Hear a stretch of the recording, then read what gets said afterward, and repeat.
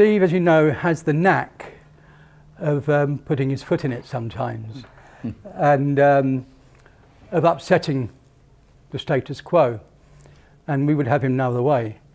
And if you look at the history of Oasis, it's been going since 1985. And it's grown and grown. And it's been working with the vision that Steve had and still has. And over that time, Steve has been promoted quite a lot. In 2005, 6, when you wrote that book, the one about substitution. Oh, so yeah, the lost message. The lost message. Yeah. He was called the son of Satan. 2013, in February 2013, the Christianity Today brought up your message of integrity, wasn't it? Yeah, it was called a matter of integrity. A matter of integrity. And he was promoted. He was called Satan. Then we come forward 5 years, and in 2014 when he brought out Trust in the Bible, and so I haven't got my notes, I can't even see them. And then was it last year, October last year, when he started the 95 Thesis, wasn't it? And then suddenly he's been promoted again. Yeah. And he is now I am the Antichrist. Christianity Magazine published an article, and the headline was, Steve Chalke isn't just non-Christian, he is the Antichrist. So there you go. As I say, this is very good news for the world, really, because if I'm the Antichrist, most people can rest in their beds comfortably, can't they? You know? I'm 62, I live in South London, and I get the 159 bus to work every morning here. So I think around the world, they can rest comfortably. Yeah. So you're in the presence. But one thing we can say, and for everybody that knows Steve, is that he is a man of God. More importantly, he's a man of faith, but also he has the heart of a pastor, and he cares. Which leads me on to my first question, really, to you. Why? Why did you, in 2013, I know you've been thinking about it for quite a while, because a few of us in the church have been talking about it. Why, in 2013, did you decide you had to shout and not whisper? Well, that's a very good question. There's more than one answer to it, and they all kind of come together like tributaries to a river. And the first one is this, though not necessarily in this order, if you see what I mean.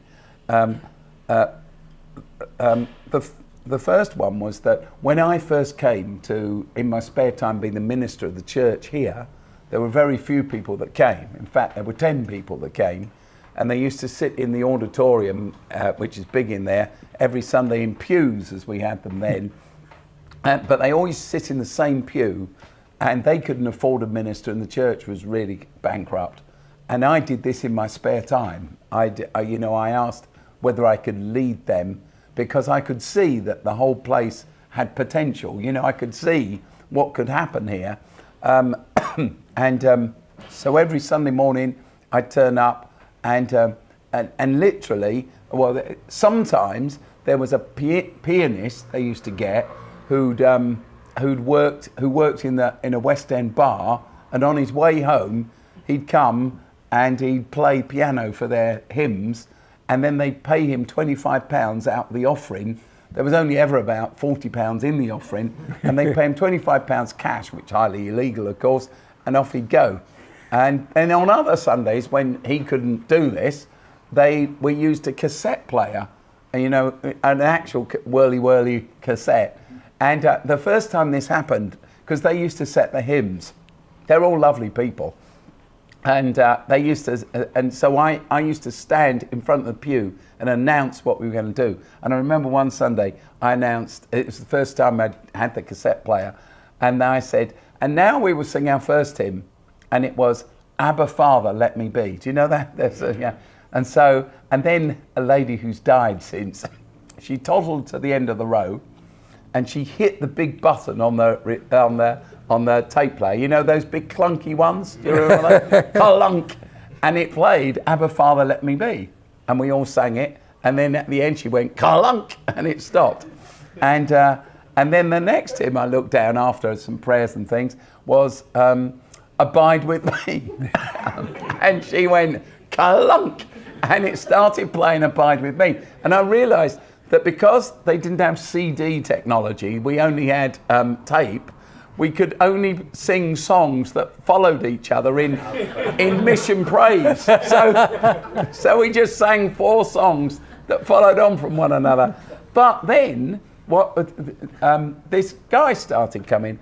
In actual fact, his name's Gareth Streeter. He works for Oasis and he was part of the church for a long while. But Gareth lives in Croydon now. In fact, I've been talking to Gareth today. But Gareth started coming along, and he trained at London School of Theology. He starts coming along, and when you've got just 10 people in the church or so, you want the church to grow, do you know? And each Sunday, new people would come, and I talked to them afterwards. They'd say, "Oh, that was great. I really enjoyed it. Oh, it's wonderful," and all that kind of thing. But you knew they were never going to come back again, because actually people come to be part of a congregation for a sense of community. And I knew they just weren't going to get it, and they never did come back. So you pray and pray for an early adopter. And one Sunday, Gareth wandered in, and he said, "Oh, I'll see you next Sunday." And I thought, well, I don't suppose I will see him next Sunday. But he did come back. And to cut a long story short, I don't know how long this took. I'm sorry I'm coughing. I've got asthma. I had flu, then pneumonia. It's okay. And then now I'm left with an asthmatic cough, so you can't catch it. But it won't stop until the weather gets warm, which is going to be about July for about 2 days. Anyway, Gareth came back, and he came back. And I don't know how long this took, and I can't remember the details now. But one Sunday, Gareth says to me, should I welcome people? And nobody had actually offered me any help at all. So I can't even remember if it was doing the coffee or welcoming people. But anyway, whatever it was, Gareth started doing it. And then a few weeks later, he said, "Well, I can organise a rota, if you like." I thought, God, this is fantastic. Somebody's going to do something. Yeah! And then we go on like this. And so there's the 2 of us working at it. And then slowly people begin to come, and then they join rotas and things like that. And then one day, Gareth said to me, "What you need to know, Steve, is I'm gay." And I think he was expecting me to say, "Well, then you can't come," or something like that. I have no idea. But actually, Gareth and I were the leadership of the church. You see what I mean? It was us. And so that moved the whole church forward, if you see. Do you see what I mean? And the other thing is, Gareth and others started bringing their friends because people were welcome, then more people would come, and more people would come, and more people would come. So it was just that was 2003-ish. Well, it was 2003, 2004. The other thing is, in exactly that year, really, Oasis began to develop schools. And you probably know we run a lot of schools now. In fact, by next September, I found out today, by next September we will be running 53 schools. That's 30,000 kids. Now, in a cohort of 30,000 kids, how many of those young people will know they're gay or be on a journey towards discovering their sexuality? And what happened was the church here developed in a very inclusive way, but there was no point in shouting about it. Well, it wasn't that we were scared, it was just that we didn't.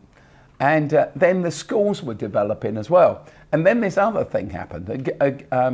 A guy started coming to the church called Matthew, and Matt Hurst, who's fantastic. And Matt eventually became a leader of the church here. But one day he told me that, you see, he'd been in 2 denominations. And he's very smart, Matt. I mean, you know him. Very smart, highly intelligent, a great engaging person.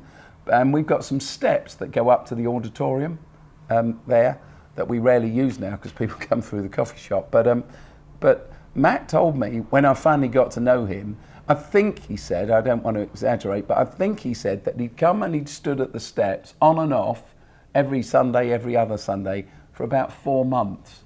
And he'd stood, there's perhaps 10 steps, I don't know, and he'd stood at the bottom and he'd listened to people singing, but he'd not been able to find the courage to come up the steps, even though he'd heard that we would be welcoming. And that made a huge impact on me. I mean, the impact is, why do you keep coming back? Do you know?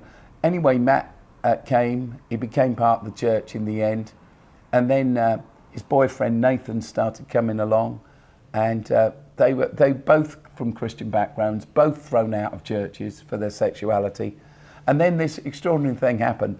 One day, Matt and Nathan come up to me and they say, are we going to get a civil partnership? This is before marriage, you know, same-sex marriage was allowed. And I said, oh, great, that's really good.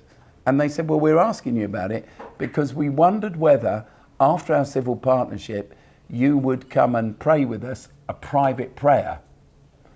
And, you know, normally you think of good things to say if you're anything like me about 3 days after the event. Does that happen to you? You think, if only I'd have thought of saying that does that happen to you? And that's 99% of the time. But they said to me, would you come and say a private prayer? And on this occasion, my brain worked fast enough. So I looked at them both. I said, no, I certainly won't. I'm not going to do that. I could see them both looking crestfallen. And I said, why would we say a private prayer? You're part of this church. We'll have a public celebration. That's what we do. And we'll all say public prayers. And that's what we did. So in actual fact, they went to the registry office and did the civil partnership thing, as many straight couples do, actually.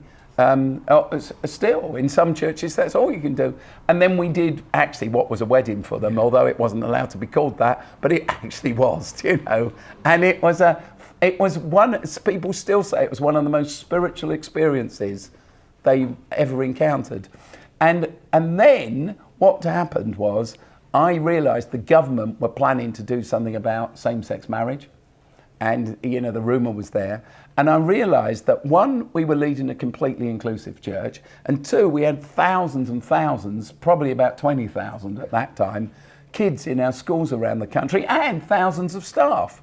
And I realised, because we're a Christian foundation, and because once gay marriage is talked about, I thought what will happen is, you know, half the church will be up in arms, and there'll be all those statements about if you allow same-sex marriage, you know, the universe is going to melt down, the moral fabric of creation will disappear. Do you know, you know, all that kind of stuff. You know, it's the end times and all that kind of stuff. And I knew that was going to happen. If this ever, and I thought to myself, now here's my little problem, long answer, but when you've got 5,000 or so staff, which is what Oasis has got, and 20,000 kids in schools or whatever we had then, and endless other volunteers, how on earth do you communicate with them? You can't. Let me tell you, you can't. I send people emails, they never even open them. You know, kind of like, how do you communicate with that many people? And I realised this, with the help of just a friend of mine, Brian McLaren, who some of you will know, who I talked to about all of these things. And I said, Brian, what I've got to try and do is create an umbrella, because I know there's going to be an onslaught, and there's going to be endless kids or teachers in our schools, staff members around this country, who are going to wonder where they stand once the church starts going on how terrible same-sex marriage is. How can I create this umbrella? And I realised that I could only communicate with absolutely every person inside Oasis if I made a public statement. And then I realised that the media would carry the message to everyone. And even the anti-press that I'd get from the Christians, which I knew was going to be huge, would actually still serve my real goal of creating a message of inclusion. And the last funny bit of this story. So all these things worked together, but it was the fact that gay marriage bill was coming, but we didn't know why. That made it urgent. And the funny thing is, I don't know if there's anyone here who's part of the church then. We talked about it in the leadership team. I wrote this long paper. It was kept under wraps. I did a deal with Christianity magazine to publish it and all the rest of it.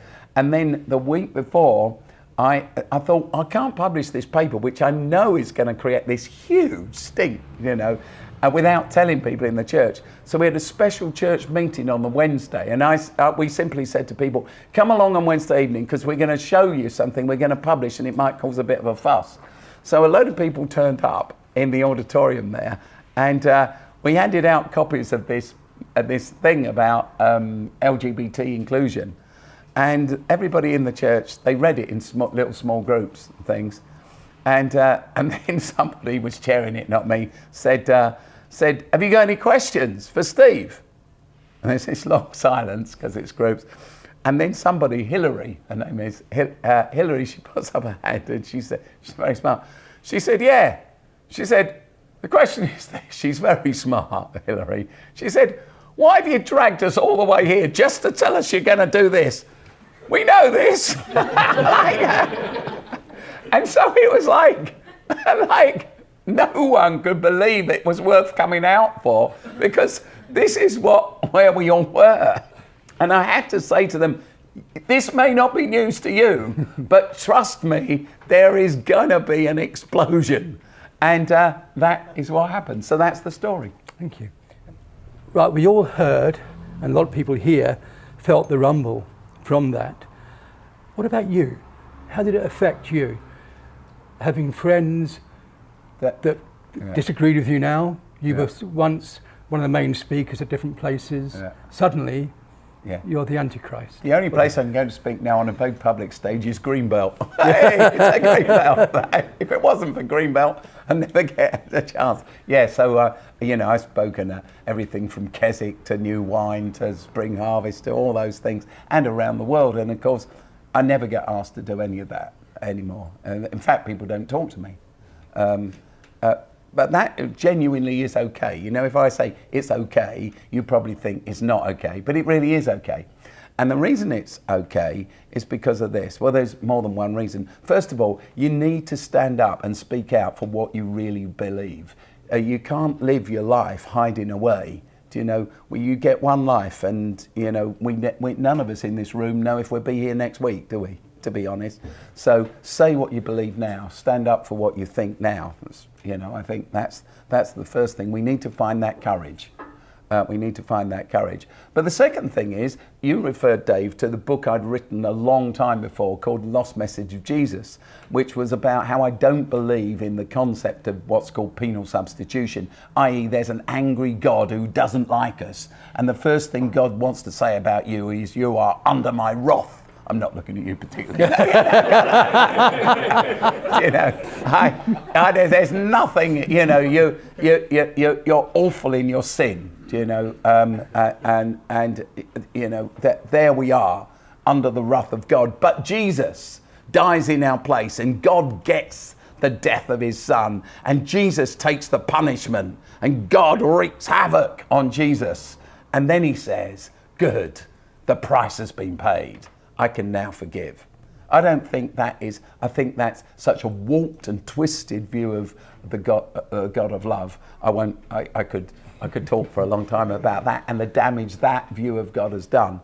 But when I published this book, I got into a lot of trouble. In fact, I was put on a kind of trial by the Evangelical Alliance. It was a voluntary trial in the sense they can't, but there was a big meeting at Marsham Street Church, and about 700-800 people came. It was packed, and I was put on trial for believing this terrible thing, that God wasn't ugly, and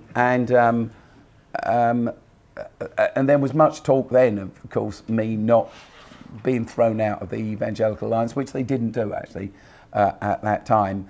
But that's when people stopped booking me for things and all sorts of things. I think that's when you said I became, what was it, the son of Satan? Yeah. Or something kind of like I get mail every day of my life like that you know, telling me all sorts of things. I'm apostate, I'm going to hell, I've betrayed Christ, I'm not a Christian. Every single day of my life.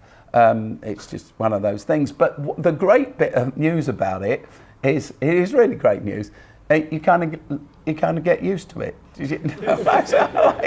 And this was a long time ago, wasn't it? I mean, a long time ago. You just get used to it. And then we started launching schools. Oasis started launching schools. And you think, what on earth's that got to do with this? Well, when you launch a school in a troubled area that's probably in special measures, and you know, you're asked by the local authority and central government to go and take the reins of this school, you have to go and do loads of public meetings with the council, public meetings with the parents, public meetings with the community, public meetings, on and on and on and on. And you get harangued, you know, because people say, what's wrong with our school? Well, you know, it is in special measures, and no kids are passing any exams, and the turnover rate of teachers is higher than the turnover rate of kids, and you know, all that's a truancy problem, and there's this problem and that. You know, those are the kind of things that have sometimes happened. And now I wish it's much bigger, and I'm less involved in that. But I used to go and to these public meetings, and people used to swear and curse, and they'd have banners out as I went in, Steve Chalke, evangelical Bible basher. So that at the same time as being bashed by, and it's really was odd because these were the same years. You know, it's the same time as all the evangelicals were telling me I wasn't a Christian because I didn't believe in a God of hate who beats up his son on the cross. At the same time, I mean, all these secular bodies telling me he's an evangelical. There was even a piece of news published in Bristol, city of Bristol, because we were taking on a school and we were going to introduce a blazer because there was no uniform.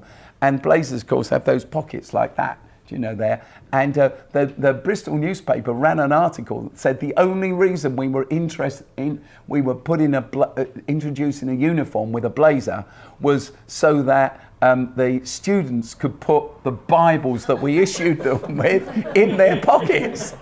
And it's just bizarre to be attacked by both ends at the same time. But the hostility, you just get used to it. You just get used to it. So the truth is, to be honest, by the time it came to the LGBT thing, honestly, I can honestly tell you, it doesn't make the slightest bit of difference to me. I even read, people say don't read all the bad press you get, you know, but I'll read stuff on Twitter and Facebook sometimes because I'm hunting almost for a decent biblical argument against me.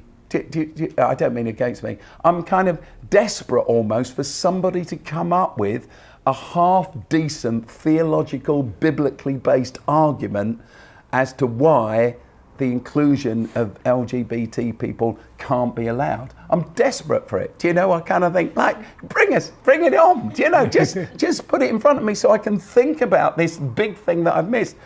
And I'm always desperately disappointed in that sense because truly, you see, I'd say to you, though it gets thrown at me constantly that I've gone liberal and I'm not Christian and all the rest of it, my challenge to the church is read the Bible.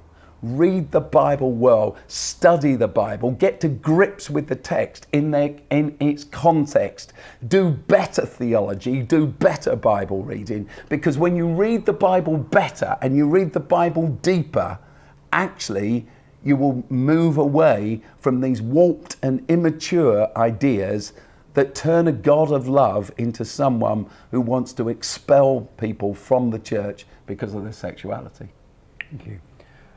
With that, excuse me, the words, the hurtful words, the people against you, how it's affected you, but how has it affected Oasis Charity? Because a lot of your backers are the evangelical church. Yes. A lot of the people that came to the college were from evangelical families. Yes. How was you coming out? Oasis coming out. Well, right, stop there. No, you shouldn't, because that's the funny thing, you see. Normally, when people stand up for the LGBT community, they themselves are gay, you know, or very many of them. And that's it's a really interesting thing, you know, because Cornelia, my wife, kept saying to me, you know what people are saying, don't you? They're saying that we're just about to announce that our marriage is ended, you know, and and that's gone away now. I think people think, oh, blow, he's carried on with that, being married to that woman for so long now. But I say to Connie, do not divorce me, because if you divorce me, that's a kind of like, anyway, sorry. Yeah, so, right, how has it affected the financial, everything of the Oasis charity that you've set up from scratch, that has grown? You had the college, you got the schools. It doesn't affect schools as such, but how has it affected the work of Oasis? Well, it had a huge impact, but I knew it would do. So it has cost us millions of pounds, literally millions of pounds, and lots of friendships, and from big givers and small givers. But I knew that would happen. The tragedy of it all, the agony of wrestling with this actually was, it's okay for me to say things, but what's the impact on somebody else's life? You know, I stand up and make a big speech and everybody goes, oh yeah, that's wonderful. But then income fails and we have to make someone redundant. And then you think about their family, their children, the security of those children. It's like a huge responsibility to carry around. And against that, you had to balance the fact that we've got to have this conversation in the evangelical church and in the church in the UK. And so, again, it's honestly true. So for years and years and years and years, I think I was reported in the press, and I still see it sometimes, that I suddenly changed my view and I swapped directions and things like that. That's really not the case at all. In fact, years and years ago, there's, as some of you would know, a Baptist minister called Roy Clements, who was a real card-carrying evangelical, Bible-thumping. Roy would admit that, I'm sure. And he would. Yeah. He still is.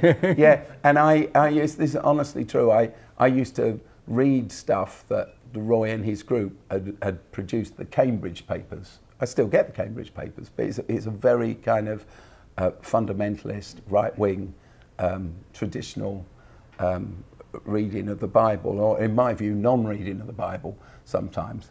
But Roy was part of that, and then it was suddenly revealed that he was gay, and he left his church. I think it was called Eden Baptist Church in Cambridge. But he was really the darling of the evangelicals. So I would be often asked to speak on big stages for them and do celebrations and all of that kind of stuff. But Roy would be asked to do Bible readings. And then this happened. And then some months later, or perhaps a year, Christianity magazine asked me, because they knew that I'd been on stages with him, to write an article, write an open letter to him. Because Roy wrote an open letter to the Evangelical Alliance, or to No Christianity magazine, or something like that, I can't remember the details. And I was asked to write back to him. And I wrote a letter which wasn't condemning of him at all, because I didn't feel condemning of him. I felt that he'd been trapped. I feel, and I didn't really know him.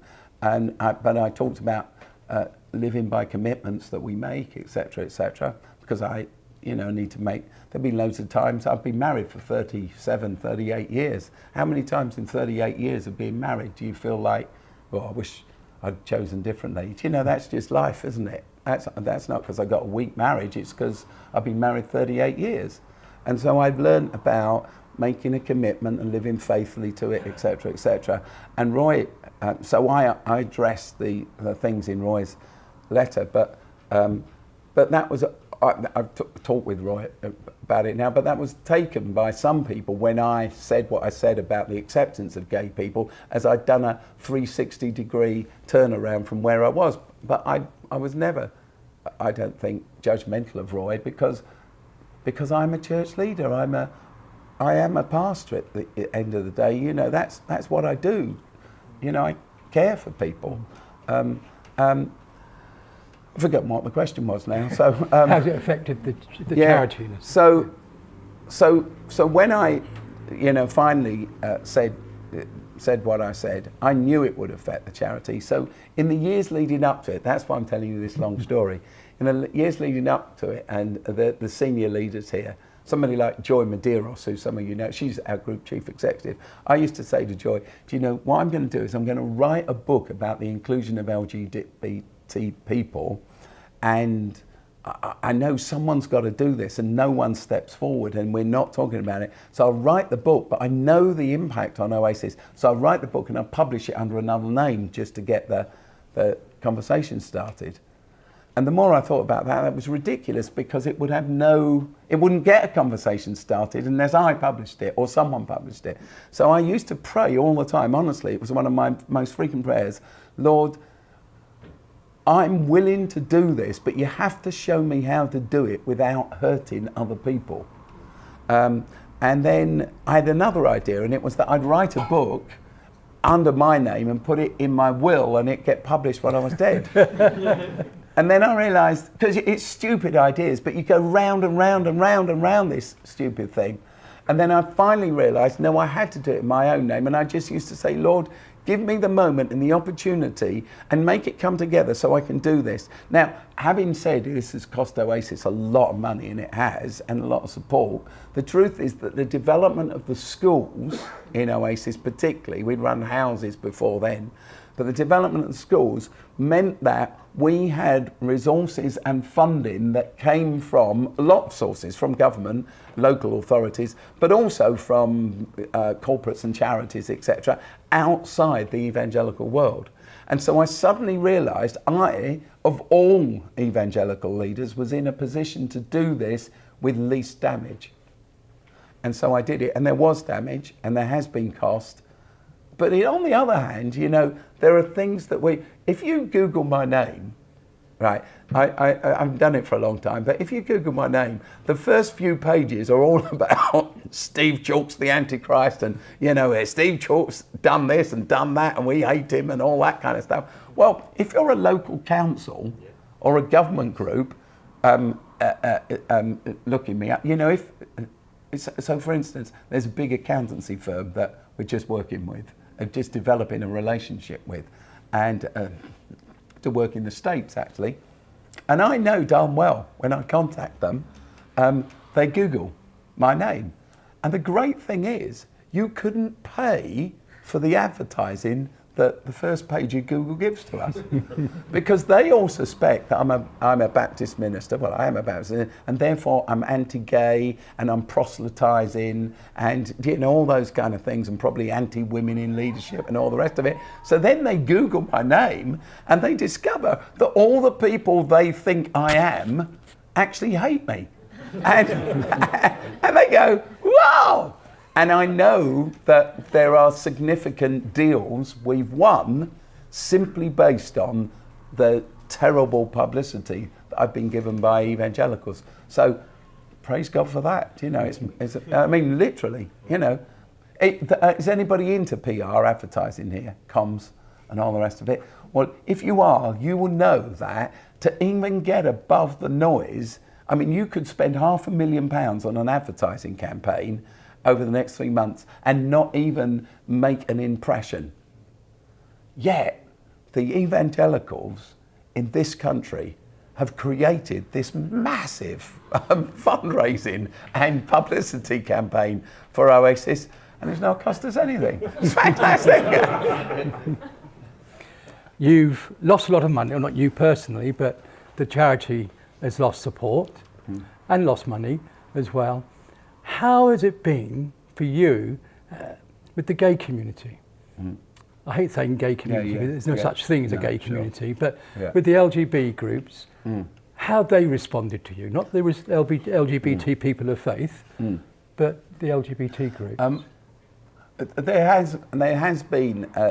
was a little bit, and probably still is, I don't know, a little bit from a minority of people said, oh, do you know, you're a Johnny come lately to this, and we've been saying this forever, and now you've stood up and said it, and and everybody takes notice of you for saying it, and it's not fair and it's not right, and you changed your mind and all of that. And I understand all those feelings, I do, I really do, because I think that so many lives have been scarred and hurt and destroyed utterly by the church's opposition and oppression of LGBT people. And I cry, I weep for that. I have a friend who's part of this church, and I was telling this story earlier, and one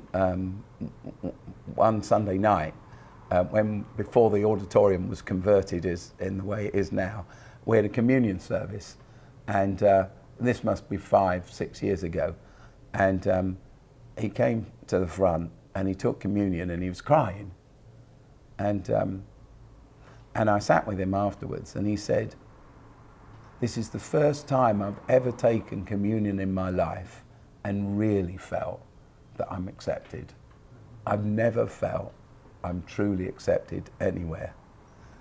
Sometime later, he told me he'd struggled with a lot of psychological problems, a lot of mental health issues in his life. And sometime later, in another conversation, he said to me, "Steve, I realise this. My problem isn't that I'm gay. My problem is that I'm evangelical." He said, "That's what's destroyed my life. I've been destroyed systematically." And when he said he'd been destroyed, he really has had enormous number of issues to come across in his life, psychologically, and in terms of, as I say, his mental health. And he said, and what had actually happened is at the age of 13, he told his church that he thought he was gay. And they'd spent all the time period between his 13th birthday and when he became 18, that whole 5 years they'd spent trying to cast demons out of him. And of course it hadn't worked. I've got another friend actually who told me that his church, who's part of the church here, he told me that the church had spent some time trying to cast demons out of him, and he said, but it didn't work. But he said a few years later the pastor announced that he was gay, so it's obviously catching.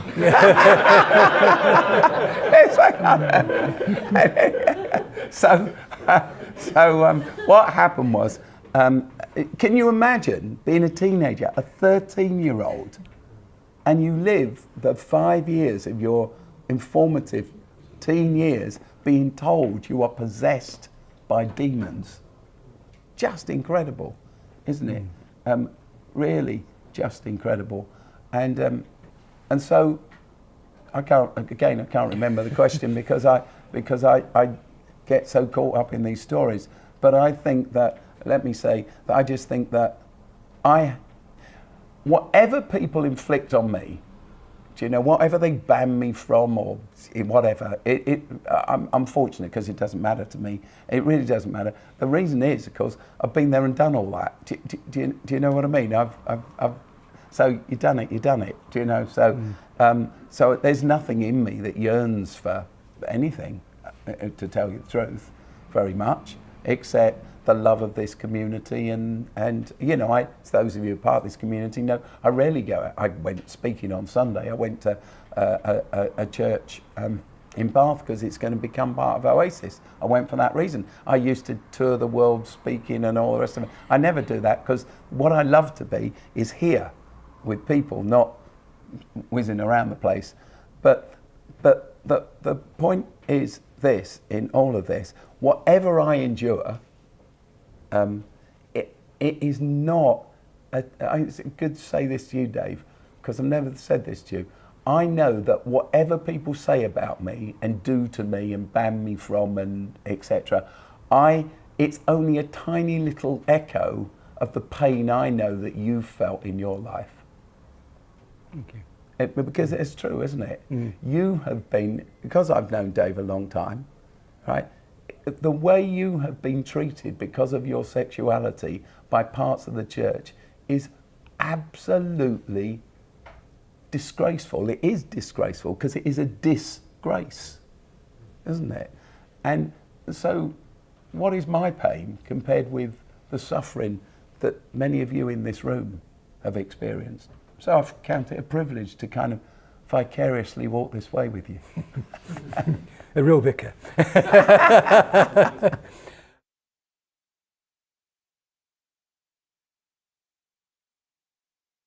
Whether you're gay or straight is a bit like the issue of whether are you right-handed or left-handed. Have you got brown hair or ginger hair? You know, I think it's just who we are. And in the church here, as you know, you're a person. The question is, you know, how committed are you to serving Christ? And so at every level of the church's life, people who are gay and straight, or black or white, are included. And the question of your skin colour or your sexuality or your gender isn't the important thing. It's just about that total inclusion. I think that in relation to what you said earlier, Dave, a couple of us were talking in the break there, and something I feel really passionately, because people will say to me all the time, but you know, the theology of all of this about leadership or whatever it is really difficult, you know, and the Greek words and the Hebrew words and the tenses and the clauses and all of that kind of thing. So here's the thing, I genuinely believe this to be the case at the deepest level. A story, Karl Barth was a great theologian, probably the most significant theologian of the 20th century, German theologian. And Karl Barth died in, I can't remember, the 1970s. And he went on a tour before his death in his last years of America. And he spoke, I think, at Princeton University. And he was asked what the greatest truth that he'd discovered. He wrote a huge book which is called Church Dogmatics. It defined in many ways theology in the 20th century.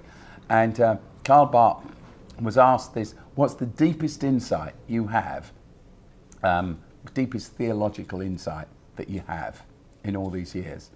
And Barth looked down, and this is well attested from many people. He looked up and he said, Jesus loves me, this I know, for the Bible tells me so. And it was ridiculed. But it was a fantastic, theologically deep insight. That is the message of the Bible. Jesus loves me. This I know, for the Bible tells me so. So why do I tell you that story? Because you don't need to know any Greek or any Hebrew to know this. If God is love, you're in. And if you're not in, God can't be love. You know? So once we've made that statement, God is love, then any policy, any doctrine, any theological statement which flies in the face of that and creates exclusion at any level cannot possibly be of God.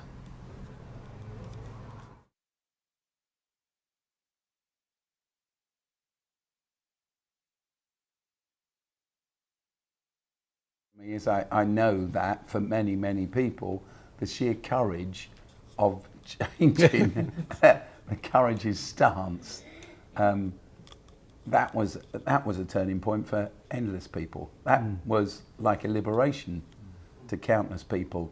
And in my own small way, I know something of the loneliness of that journey. So I think that more people than you will ever know owe you a huge debt, because you created a way of freedom for them. I think that's truly wonderful. I think in our case, rather extraordinarily, Oasis was thrown out of the Evangelical Alliance.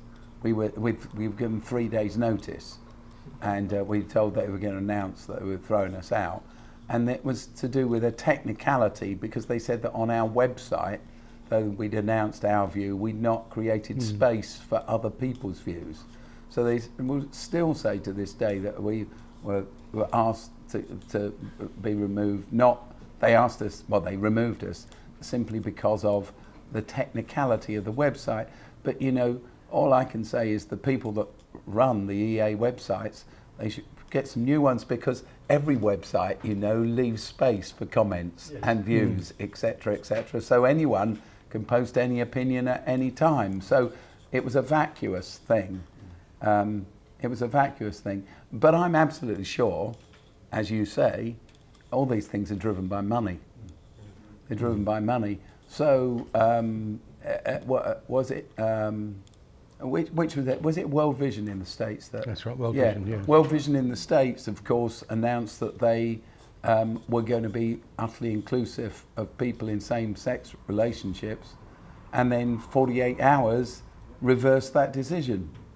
Now, that's very weak leadership, to say the least.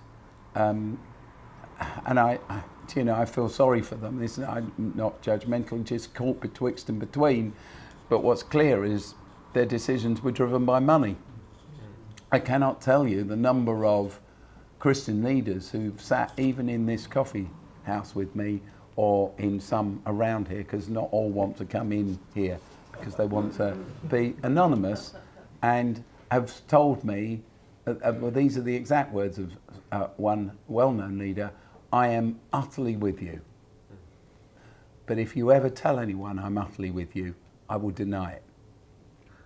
And I've heard that from so many people. In fact, the psychology of it is really interesting, because I wonder why it is that so many come, I mean, well-known leaders, so many come to tell me this thing, because it seems to me a dangerous thing to do, to tell me, because on this video I could announce their names, which I won't do, of course. But I realise that there is within us the deep desire to be known and to tell the truth. So they come and tell me the truth. And I understand. And actually some of them have said to me, "Steve, I wish I could find the courage." Somebody came recently, a black church leader, and said, "I wish I could publish a book that said the same things as you've said, but I would lose my house and I'd lose my job." And I understand that completely. And so I always say to people, I'm in a different position to you. I can say things that are hard for you. But that's why I think progress is so slow in this and other important issues, but this is right at the forefront, isn't it? Because if I'm a pastor, a church leader, a vicar, I might lose my house and lose my job and my security for my kids. If I edit a magazine, I'm going to lose subscriptions. If I run a club, a membership club like the Evangelical Alliance, people are going to leave, and what does that do to my bottom line?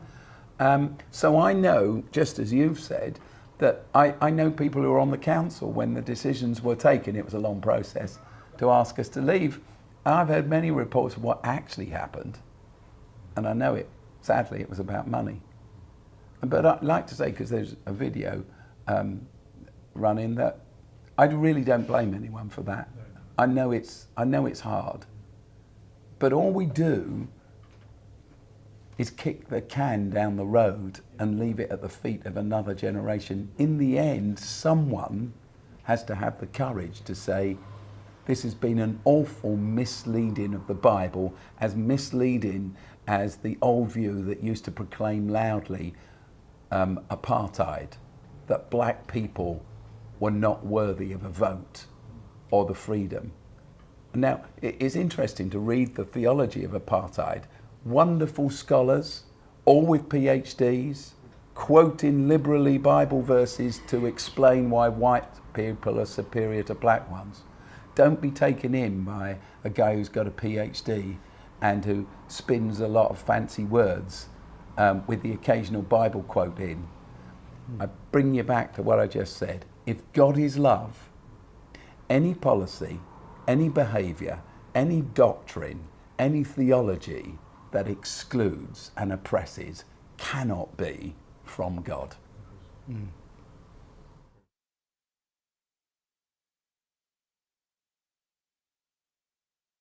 I think that the church has had throughout my lifetime an obsession with sex. So when I was a kid, the church I belonged to, I remember a couple getting a divorce, and they were told they couldn't be members. Neither of them could be members of the church. anymore. Divorce was a huge issue. When I was first a church leader, there was a divorce that took place in the Baptist church I was an assistant minister at, and it kind of split the church in so many ways. It had impacts on relationships that still stretch to this day, I think, some of them, which is really sad. Sex seems to do it. And then there was the issue of remarriage after that. I'm sure they wouldn't mind me saying this. I have a friend who was very involved in the breakdown of a marriage. Not involved in it, but he had lots of things to say about it at the time. And then some years later, his marriage fell apart. And he came to see me because by then he found someone that he wanted to remarry. And I sat with him and I talked him through divorce and remarriage in the Old Testament and why, the marriage certificate, that there are no marriage certificates in the Old Testament, in the Bible. There aren't marriage certificates, there are divorce certificates. But the interesting thing is so there are divorce certificates in the Old Testament, so they stretch back a long way, But the interesting thing about divorce certificates in the Old Testament is they are issued by the husband, not by a court. And the whole point of a divorce certificate was so that the ex-wife, if you like, when she has a new opportunity to remarry, could present the divorce certificate to her new partner and say, here it is, I'm divorced. This man has no hold over me anymore. He can't come along and claim any land or anything. Here is the divorce certificate that allows you to marry me without feeling that there's some obligation I have to someone else. So the divorce certificate in the Bible, both Old and New Testament, is only a document to allow remarriage. But I'm 62, and the whole of my childhood life, it was first about divorce, and then it was about remarriage, and now it's about LG and B, and I think soon it's about to really be about T. And the church always lags behind, and I just wish the church could get on the front foot and lead morally. Be the moral leader instead of the luggard who lags behind and is dragged kicking and screaming into new situations. Thank you.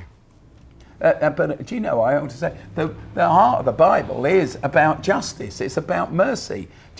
Poverty is out of control in our city. There are people sleeping all over the streets. Have you noticed that? Mental health issues are out of control. There is no funding for schools. Our NHS is at a point of collapse in many, many places. It really is. This isn't being made up. Up here is the local library because we took it on as a church because the council couldn't afford to run it anymore. Why? Because local authorities are being squeezed for cash. The services that we need, social care is shrinking, adult social care as well as social care for children and intervention for children. Our prisons are out of control. As you know, as we hear on the news, the suicide rate in our prisons is the highest it's ever been. There's huge overcrowding. We've got a worldwide refugee problem. We've got wars going on. We've got men in power who threaten one another endlessly with nuclear weapons. And the church goes, hey, let's talk about gay people. And then says, why are we seen as irrelevant? Somebody wrote to me last week, and they said that my position was destroying the authority of the Bible. And I communicated back with them, and I said, no. The authority of the Bible has been destroyed. Open the front door, look around, talk to some people at work. The authority of the Bible has been totally eradicated by the church getting involved in all the wrong issues on all the wrong sides. What we have to do is rebuild the authority of the Bible by reading it well and reading it wisely. We need to be more biblical, not less biblical.